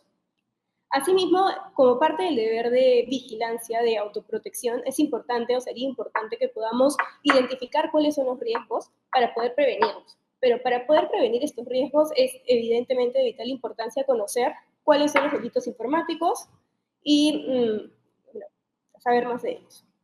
En el Perú los delitos se encuentran más que todo regulados en el Código Penal, no obstante existen leyes especiales que tratan temas específicos. Así, por ejemplo, contamos con la ley de crimen organizado, la ley de lavado de activos y evidentemente también la ley de delitos informáticos, que es la ley número 30.096. Esta ley se emitió en el año 2013 y a lo largo de los años ha tenido varias modificaciones. La última modificación que tuvo fue el 11 de diciembre del año 2024, mediante la cual se incorporó el artículo 8A. Hay que tener en consideración que esta ley es verdaderamente pequeña, únicamente cuenta con 12 artículos, de los cuales los 10 primeros son delitos, se regulan delitos, el 11º son agravantes de los delitos informáticos y el 12 es la excepción de la responsabilidad penal. Es decir, es una ley bastante sencilla y bastante pequeña. Para entender un poco de cómo se encuentra distribuida esa ley o cómo se encuentra dividida, esta cuenta con 5 capítulos según el bien jurídico que se protege. El primer capítulo es contra los datos y sistemas informáticos y verdaderamente, en vista de que es una ley pequeña, este capítulo sería el más extenso, ya que comprende 3 delitos, que es el artículo 2, el 3 y el 4. El siguiente capítulo es contra la indemnidad y libertad sexual, que tiene el artículo 5 y 5A. El tercer capítulo es contra la intimidad y el secreto de las comunicaciones, que únicamente cuenta con un artículo, que es el artículo 7. El cuarto capítulo es contra el patrimonio, que cuenta con 2 artículos, que es el artículo 8 y el artículo 8A. El artículo 8 es el delito de fraude informático, el cual es bien importante y lo procederemos a explicar en el siguiente diapositiva. Y el quinto capítulo es contra la fe pública, que es el artículo 9 y es únicamente por el delito de suplantación de identidad. Bueno, los delitos informáticos más comunes, de los 10 delitos que mencionamos anteriormente, son estos 4. El de suplantación de identidad, que se encuentra regulado en el artículo 9 de la Ley de Delitos Informáticos. El delito de fraude informático, que se encuentra regulado en el artículo 8 de mencionada ley. El artículo 2, que es el de acceso ilícito, que se encuentra también en el artículo 2 de mencionada ley. Y por último, el artículo 5, que habla de las proposiciones con fines sexuales por medios tecnológicos. Con relación al artículo 9, que es su suplantación de identidad. Con relación a este delito, es importante mencionar que acá lo que se sanciona es cuando una persona utiliza medios tecnológicos para hacerse pasar por otra. Lo que acabo de decir es clave porque lo que requiere la norma para que se configure el delito de suplantación de identidad es que se realice esta suplantación o se acoja a esta otra persona mediante un medio tecnológico. Es decir, Solo el hecho de que una persona utilice tu nombre para realizar, no sé, una compra, si es presencial, no configuraría el delito de suplantación de identidad. Y es una mala creencia porque generalmente a todo se le llama suplantación de identidad.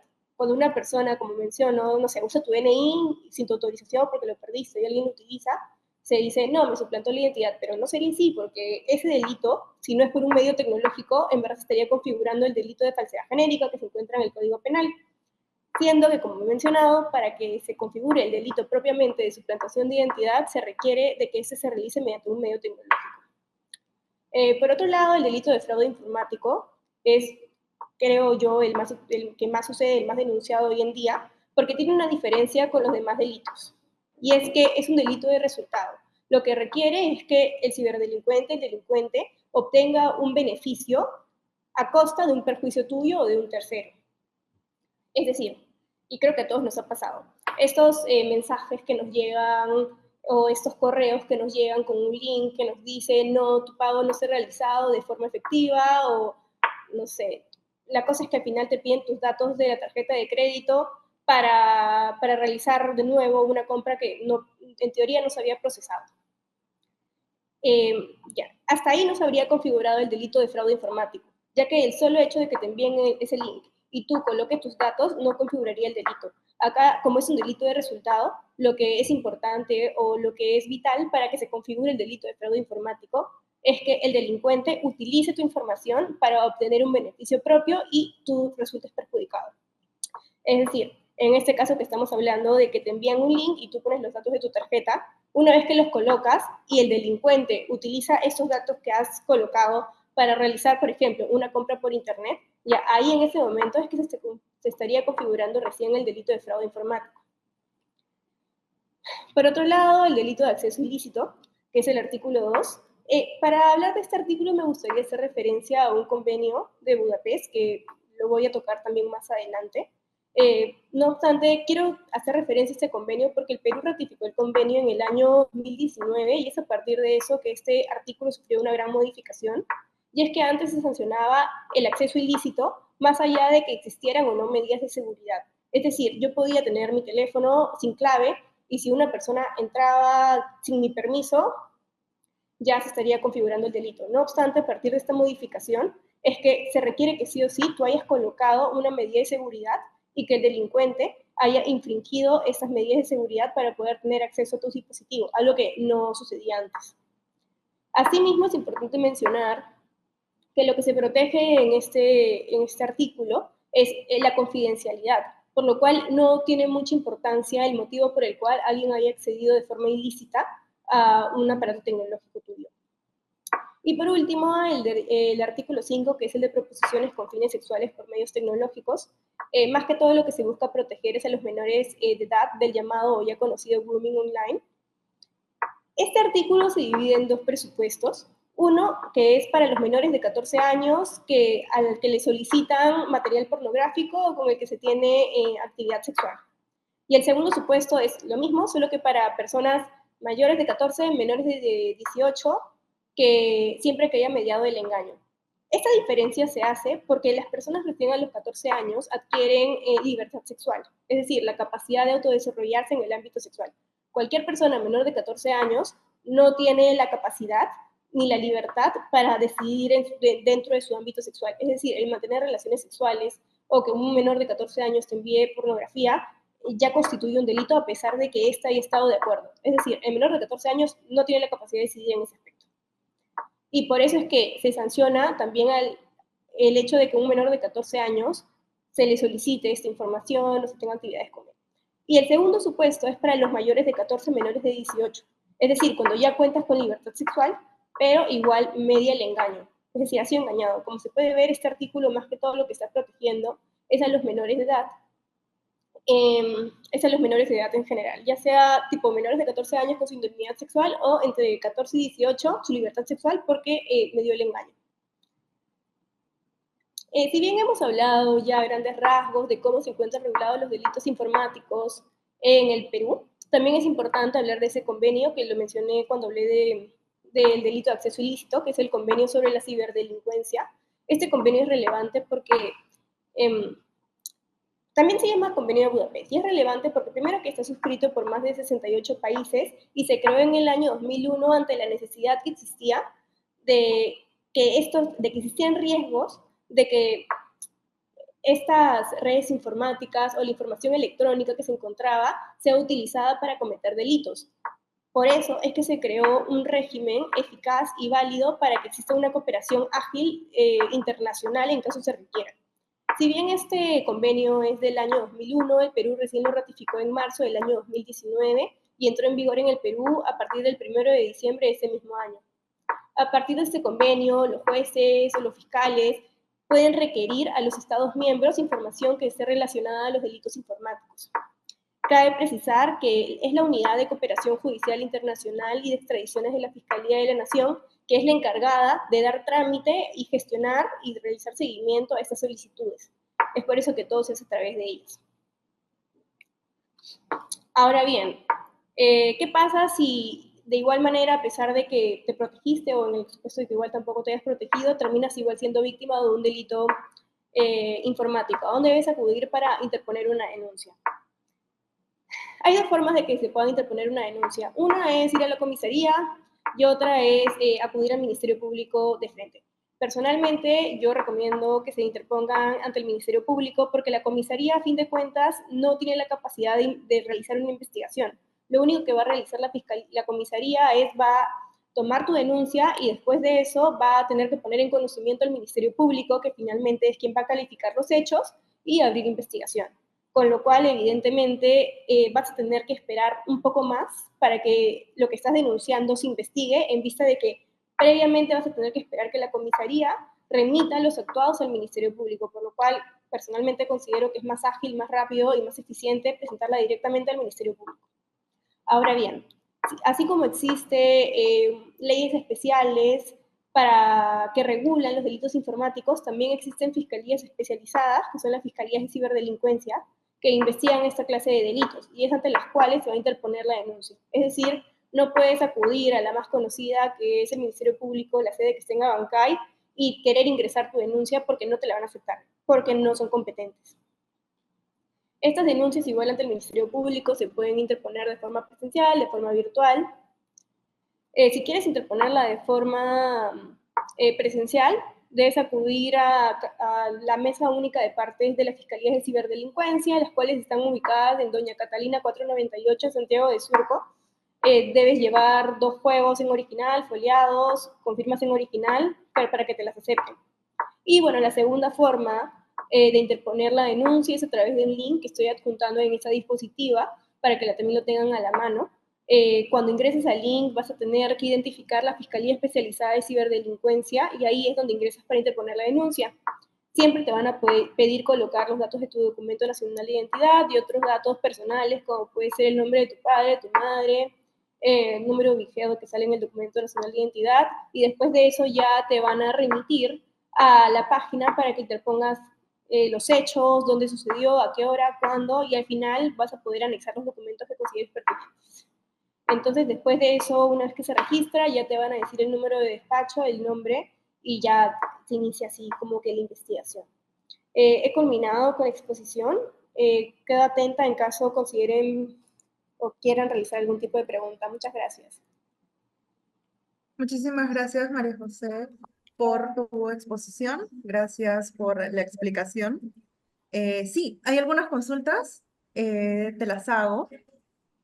La primera es, en caso de fraudes informáticos, muchas veces se habla ya del uso indebido de la información, estabas comentando, ¿no? O sea, bueno, pueden tomar la información, pero hasta que no generen esto o no generen algún tipo de transacción y demás, no se genera el delito, ¿cierto? Pero, ¿qué pasa cuando ya el acceso, o sea, el acceso en sí mismo a una cuenta que no te pertenece, pues ya es fraudulenta, ¿no? La normativa considera esto delito, ahí sí hay algún tipo de delito que podríamos denunciar sobre el uso indebido de los datos. También lo penaliza, perdón, este acceso no autorizado, incluso si no lo llegaran a utilizar. ¿Y cómo nosotros podríamos hacer para detectarlo a tiempo antes de que se podría materializar este fraude, ¿no? Sí, Evidentemente existe un artículo que es el artículo 2 que habla exactamente del acceso ilícito, que es cuando o excedes a lo que estás autorizado a ver en un determinado sistema o cuando ingreses a él sin autorización. Entonces, por ahí, en caso de que utilicen este link para ingresar a tu sistema informático, eso sí se podría denunciar. Eso por sí conlleva la comisión de un delito. No obstante, lo que no está penado es cuando tú ya te envían el link únicamente no para ingresar al sistema, sino para que tú coloques los datos. Es decir, tú informes tu número de cuenta, tus datos de la tarjeta, cuándo expiró, el número completo. Solo el hecho de que mandes esa información no configura el delito, porque como he señalado, el delito de fraude informático es un delito de resultado, a diferencia de todos los demás. Y por eso es que sí o sí requiere que el delincuente utilice esta información para obtener un beneficio y evidentemente causarte un perjuicio. Entonces, en el supuesto de que no exista esta afectación para ti ni un beneficio para el tercero, lamentablemente el solo hecho de que le hayas mandado tus datos no estaría configurando un delito. Y ahí, a manera de reflexión, ¿tú considerarías que sí debería esto suponer un delito, tomando en cuenta de que sí hay una intención de obtener tus datos de manera ilícita? Por ejemplo, muchísimos adultos mayores que tienen por ahí, o sea, familiares que están constantemente recordándoles, oye, no ingreses al enlace, no ingreses al enlace, y por ahí ya no lo hacen, pero muchísimas otras sí. Y si hay tentativa de, en muchos casos, del delito, en este caso, a criterio propio, ¿considerarías que sí debería ser debería tipificarse como tal, como delito? Personalmente considero que sí, sobre todo por el hecho de que, ok, en este momento no utilizo tu información. Entonces ya, tú te equivocaste y no viste bien que no era una página confiable y enviaste tu información. Pero ya, y hoy por hoy no se configura el delito porque no han realizado ninguna compra, por así decirlo. Pero nada te asegura de que de acá a 1, 2 o 3 años no van a utilizar esa información para posteriormente realizar una compra y así perjudicarte. Entonces, evidentemente, el solo hecho, desde mi punto de vista, de que ya hayas mandado tu información a partir de esa intención que existe, evidentemente, de tener tu información, ya debería configurar un delito. Y más bien creo que el hecho de que exista este provecho ilícito debería ser un agravante del delito, por así decirlo. Pero el solo hecho, desde mi punto de vista, desde que ya hay esa intención por parte del delincuente de que obtener tus datos, porque evidentemente son para algún fin, ya sea a lo posterior, sí debería ser configurado, debería ser considerado un delito. Perfecto, muchas gracias. Una siguiente pregunta, por favor. Ahora hemos visto muchísimos casos en de o sea, llegado a la inteligencia artificial, hay nuevas amenazas, ¿no? Los deepfakes, esto es cuando a través de la inteligencia artificial simulan voces, audios, videos, y la suplantación de identidad pues se hace mucho más rápida y común a través de llamadas, videos, cuando te llaman y te dicen, tengo una emergencia, no qué sé yo. ¿La legislación actual está preparada para enfrentar estos nuevos ciberdelitos? Y si lo está, ¿cómo? Y si no lo está, ¿qué deberíamos tener para poder prepararnos para esto? Sí, yo creo que la inteligencia artificial no está siendo tomada en cuenta todavía para, en este tipo de casos de los delitos informáticos. Evidentemente, la tecnología avanza de una manera muy rápida y lamentablemente nuestras normas a veces no tanto. Por ejemplo, lo que suele hacer el Ministerio Público para tratar de, en este caso específico que me hablas de la suplantación de identidad, para buscar determinar si evidentemente te han suplantado o no la identidad, es por ejemplo una pericia fonética acústica, ¿no? Donde te piden que tú envíes en USB como parte agraviada tu voz y la comparan con la voz que está grabada, por ejemplo, de una llamada. Entonces, con eso, lo que hacen con esta pericia es buscar comparar si es que es la misma voz o no. Pero evidentemente, hoy por hoy, con la inteligencia artificial, no sé si sea probable o posible que esta diferencia se pueda notar, ¿no? Entonces, si bien las fiscalías de ciberdelincuencia cuentan con muchas pericias que generalmente sí logran acreditar si habrían suplantado o no tu identidad o si eras tú la que habló o no, no creo que hoy por hoy en esos supuestos que mencionas de inteligencia artificial se pueda llegar a determinar que evidentemente no eras tú. Entonces sí creo que falta todavía realizar más, o sea, que hayan más pericias que el Ministerio Público pueda utilizar a fin de que igual exista la posibilidad, a pesar de que con la inteligencia artificial, de poder ver exactamente si eras tú o no la persona que realizó la llamada, por así decirlo, ¿no?